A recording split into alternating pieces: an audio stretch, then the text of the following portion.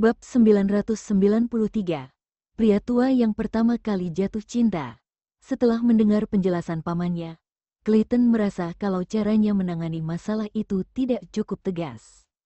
Tetapi dia teringat kalau pria tua ini baru pertama kali jatuh cinta, jadi kali ini dia akan memaafkannya. Kayaknya susah sih kalau kamu tidak bicara dengan lawan jenis. Biasanya kalau wanita ajak kamu bicara itu karena dia tertarik padamu dan saat mulai percakapan kamu harus tunjukkan kalau sudah punya pacar, oke. Contohnya kalau wanita cantik tanya kamu baru pindah sini, kamu bisa jawab kalau pindah ke sini sama pacarmu. Kalau kayak gini dia tidak akan terus mengganggumu. Clayton menceramahinya, Kevin aku kasih tahu ya, kalau sampai Kak Karina tahu tentang ini, dia pasti akan mengelupas kulitmu. Dan Kevin juga akan mengelupas kulit Clayton. Kevin mendengarnya yang berbicara dengan serius, dia tidak marah tapi malah tertawa. Siapa yang ajari kamu ngomong gitu? Kalau sering lihat, tentu saja jadi paham. Clayton mendengus bangga. Dedi itu sangat tampan dan sering didekati banyak orang. Kalau ada yang ajak dia ngobrol, Dedi akan langsung bicara dengan tegas kalau dia punya istri dan putra sepertiku yang ganteng, imut dan pintar. Yang dikatakan si kecil ini memang masuk akal. Tapi dia juga cukup licik karena tidak lupa untuk memuji dirinya sendiri dengan penuh semangat. Dia lanjut berkata, biasanya orang yang mendengar ini akan mundur dengan malu. Kalau masih tidak mau pergi, Dedi akan langsung bilang mereka jelek, dan tidak secantik juga seseksi istrinya. Dedinya sering bilang padanya bahwa wanita yang tahu bahwa pihak lain sudah punya keluarga tapi masih terus mengganggu, rasanya dia ingin melemparkan mereka ke Afrika. Setiap kali dedinya mengatakan ini, Clayton menjadi merasa kalau dia menjadi lebih tampan. Dedi dan mominya juga sering mengajarinya kalau tidak boleh menerima pengakuan cinta dari seorang wanita hanya karena kecantikannya, seperti kata pepatah yang berwajah cantik tidak selalu baik. Dia jadi teringat ketika paman ketiganya mengejar ibu angkat Albert selama bertahun-tahun. Oke, kali ini aku memang tidak menangani dengan baik dan ini salahku. Tapi kamu tidak boleh asal bilang kalau aku selingkuh dengan puluhan gadis muda di depan banyak orang, kan? Ketika Kevin mengatakan ini dia kesulitan menahan diri untuk tidak menjitak kepala iblis kecil ini. Itu berarti aku bantu kamu hindari beberapa wanita sekaligus, kan?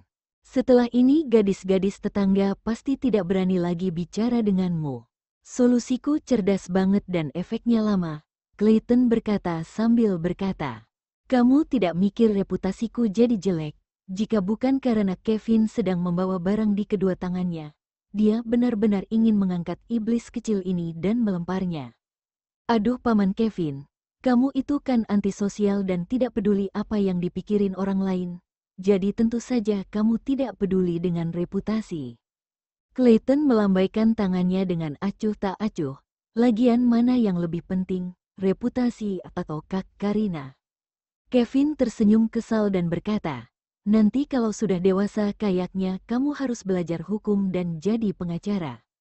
Dia teringat ketika pertama kali dirinya dan Nana bertemu dengan pria kecil ini lebih dari 2 tahun yang lalu. Pria kecil ini bahkan belum bisa bicara, selalu menyendiri dan tidak suka dekat dengan orang. Tapi sekarang dia sangat pandai bicara. Hanya dalam waktu 2 tahun Clayton benar-benar berubah dan perubahannya sangat drastis. Sebagian besar pengaruhnya karena pernikahan Nana, juga pernikahan tuan muda ketiga dengan Albert, sehingga 2 tahun terakhir suasana di rumah keluarga Okto semakin hangat dan bahagia, juga setiap orang jadi lebih ceria. Ya, kalau tidak kerja keras nanti aku harus mewarisi bisnis keluarga. Clayton mengangguk dengan ekspresi serius. Paman dan keponakan itu keluar dari lift sambil bicara dan tertawa sampai tiba di depan pintu rumah. Kevin menaruh barang bawaannya, mengeluarkan kunci dari sakunya dan membuka pintu. Aku mau masak, kamu bawa snack milikmu ke kamar sendiri ya. Kata Kevin pada si kecil. Clayton melihat sekeliling, paman di mana Kak Karina? Kayaknya lagi kerja di ruang kerjanya, jawabnya. Saat mendengar itu, Clayton bahkan tidak peduli lagi dengan snack-nya, berlari ke arah yang dia kira sebagai ruang kerja. Dia mengetuk pintu selama beberapa saat tapi tidak ada jawaban. Karina yang keluar dari ruang kerjanya melihat si kecil sedang mengetuk pintu kamar Gusyon dan berkata sambil tersenyum, "Clayton, itu kamar pamanmu." Clayton berbalik dan berkata dengan sedih, "Paman jahat banget, dia kasih tahu kalau kamu ada di ruang kerja, dia menunjuk ke kamar ini dan bilang kalau ini ruang kerjamu." Begitu selesai bicara, Kevin yang sedang cuci beras di dapur, tiba-tiba pancinya jatuh ke lantai sehingga beras dan airnya tumpah. Karina dan Clayton saling memandang ketika mendengar suara keras dari dapur. Apa yang terjadi? Setelah bicara, mereka berdua berjalan cepat menuju dapur. Mereka melihat Kevin sedang memegang sapu untuk membersihkan butiran beras di lantai. "Paman, kamu baik-baik saja? Apa yang terjadi?" Clayton dan Karina bertanya bersamaan. Tanganku licin, jadi pancinya tergelincir dan jatuh ke lantai. Kevin menjelaskan dengan acuh tak acuh dan terus membersihkan. "Perlu dibantu?" Karina bertanya dengan sopan. "Tidak," dia menolak. Kevin bertanya lagi, "Pancinya tidak pecah, mau beli yang baru?" "Tidak," Kevin mengatakan hal yang sama. Clayton menatap pamannya dengan khawatir.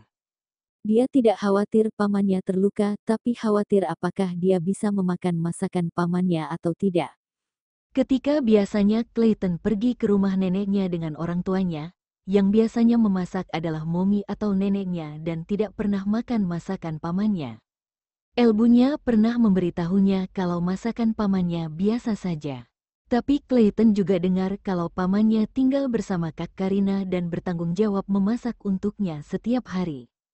Namun saat melihat hal yang sederhana seperti mencuci beras, pamannya saja menjatuhkan pancinya. Apalagi kalau nanti dia masak, apakah dapurnya akan terbakar? Clayton yang meragukan kemampuan memasak Kevin, tiba-tiba bingung harus memuji pamannya karena mencoba mendekati Kak Karina di bidang yang tidak dia kuasai. Atau harus merasa kasihan pada Kak Karina yang tidak merusak harga diri pamannya dengan menghinanya, ketika setiap hari harus masak makanan tidak enak milik pamannya. Setelah keluar dari dapur, Clayton langsung menghilangkan pemikirannya itu.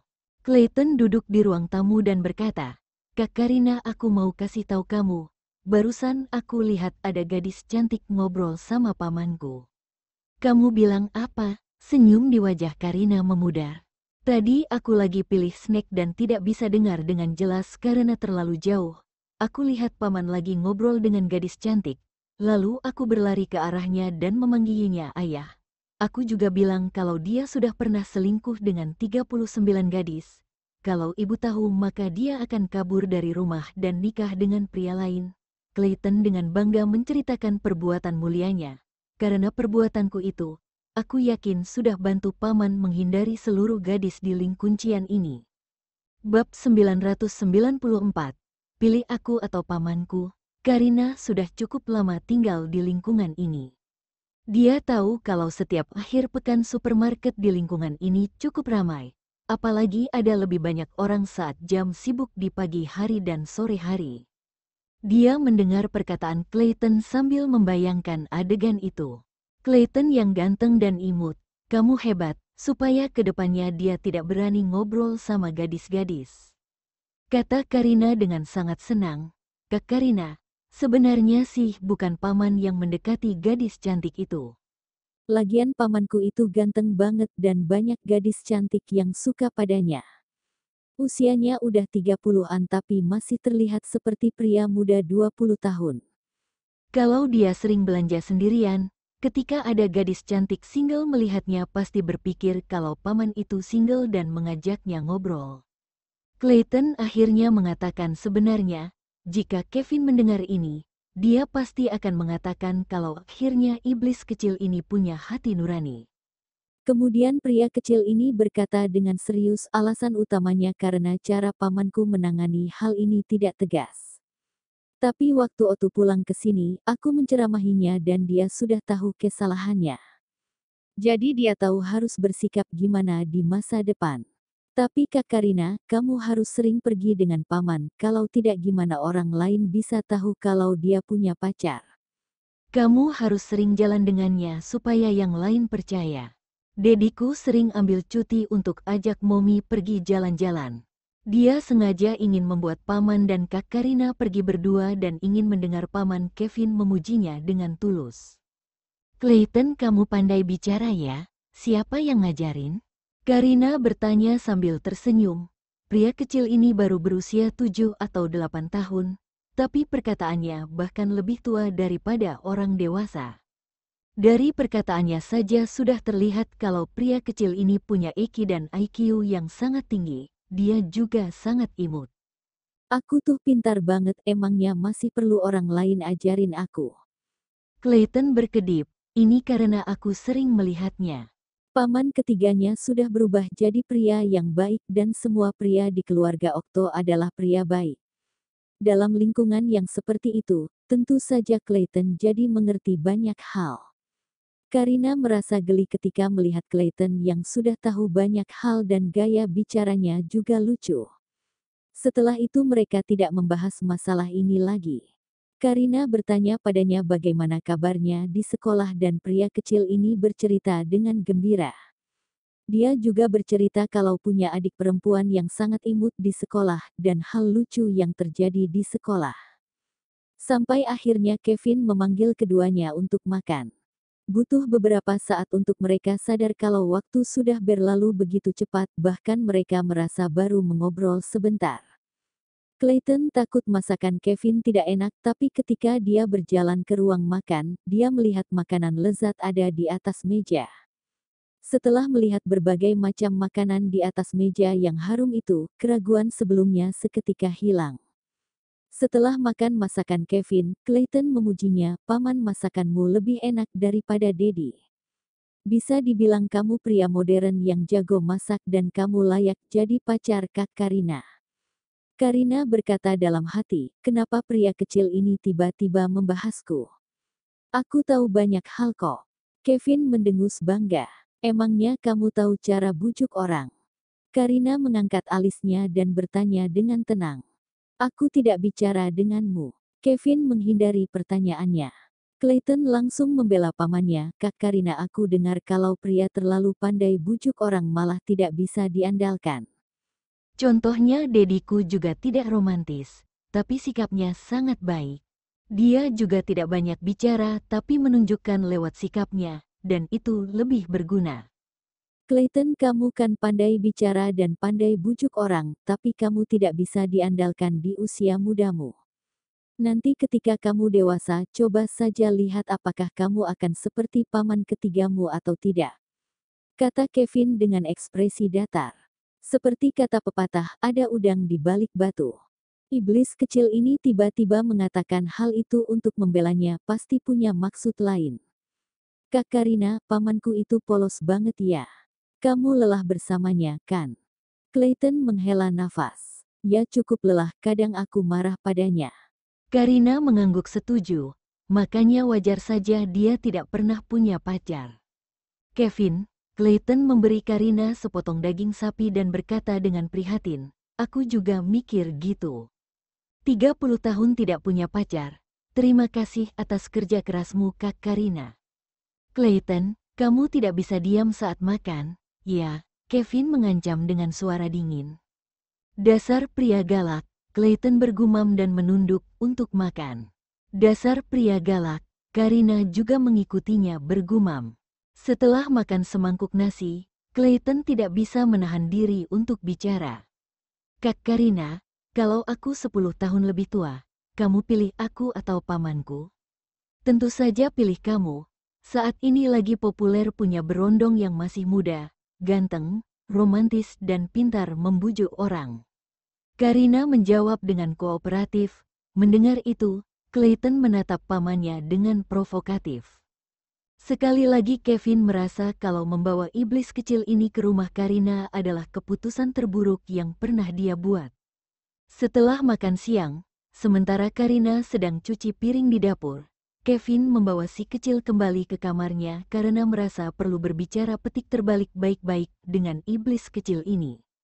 Ketika kembali di kamar, Kevin meletakkan Clayton di sofa kecil sementara dia berdiri di depannya dan menatap Clayton yang baru berusia 7,5 tahun. Clayton, kalau kamu menghinaku lagi, aku akan antar kamu kembali ke rumah keluarga Okto, paham? Paman kamu salah paham. Kapan aku hina kamu? Clayton berkedip dan menatapnya dengan ekspresi tidak bersalah. Aku itu bantu kamu mendekati Kak Karina. Waktu kamu lagi masak, aku kasih tahu dia kalau kamu didekati wanita cantik, terus aku bilang itu terjadi karena dia tidak pergi denganmu. Jadi orang-orang kira kamu masih lajang dan mendekatimu. Terus aku minta dia untuk lebih sering pergi denganmu. Tuh, aku itu bantu supaya kamu punya kesempatan pergi keluar sama Kak Karina. Supaya orang lain tahu dia punya pacar yang tampan, menawan juga berbakat dan tidak akan mendekatinya. Aku jamin di seluruh dunia kamu tidak bisa menemukan ponakan yang lebih pintar dariku yang sangat perhatian pada pamannya. Beraninya kamu bilang kalau aku hina kamu.